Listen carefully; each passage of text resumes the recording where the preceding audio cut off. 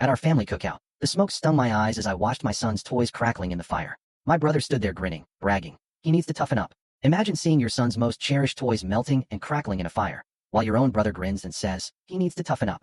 Then, imagine that same brother forging your name on a fraudulent document, forcing you to choose between defending him or finally defending yourself. That's when the quiet one, me, Leo, decided to burn it all down. At 34, if you asked anyone in my family to describe me, they'd probably land on the quiet one. Not shy, not timid, just the one who doesn't feel the need to turn every family dinner into a theatrical production. Unlike the rest of them, I grew up in a loud house where whoever shouted loudest usually won. For a long time, I actually thought being calm was my superpower.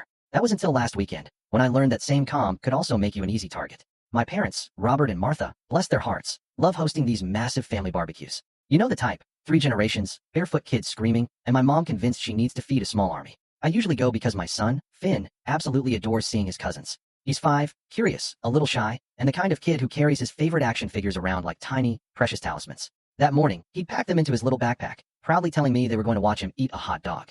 The moment we arrived, my older brother, Mark, was already holding court at the grill. Mark, the golden boy, always has been. Big personality, easy laugh, everyone's favorite growing up. If he broke something, it was a funny accident. If I broke it, I was careless. If he skipped school, he was testing boundaries. If I skipped, I was throwing my future away. You get the picture. Mark spotted us, grinned, and then his eyes flicked down to Finn. Hey little man, he boomed, crouching down. Did you bring those baby toys again? He pointed to Finn's backpack. Finn looked up at me, unsure if he was supposed to laugh. I put a reassuring hand on his shoulder, forcing a polite smile. Yeah, he brings them everywhere, I said. Mark straightened up, a loud chuckle rumbling in his chest. Got to toughen this kid up before kindergarten eats him alive. The aunts and uncles around him tittered like he just delivered a harmless joke. I managed a strained smile, but felt a familiar twist in my gut. The rest of the afternoon blurred into grilled burgers, clinking bottles, and the usual casual jabs disguised as family banter. Still stuck in that boring office job, Leo? When are you giving Finn a sibling? Remember when you were afraid of the lawnmower? I've trained myself to let most of it slide, but it was wearing me down. Then, just as the sun began to dip, casting long shadows, I heard it. Finn's cry. Not the tired, whiny kind, but the raw, panicked, heartbroken sound that makes every muscle in your body seize up. I sprinted towards the fire pit and froze. There, amidst the flickering flames, blackened and melting, were Finn's action figures, the very ones he'd been clutching all day. Finn stood there, hands outstretched, tears streaming down his face, as if his mind couldn't quite grasp the horror before him. And right next to him, grinning like this was all a big, hilarious joke, was Mark.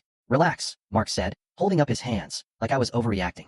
Kids got to learn the world isn't always nice. Better he cries here than at school. Something in me snapped. I didn't yell. I didn't throw a punch. I just scooped Finn up, grabbed our bag, and walked straight to my car. Not a single word escaped my lips. Behind me, I heard my mom calling my name, my dad muttering something about me being too sensitive, and Mark's mocking laughter. I drove home in a suffocating silence, Finn's little body hiccuping.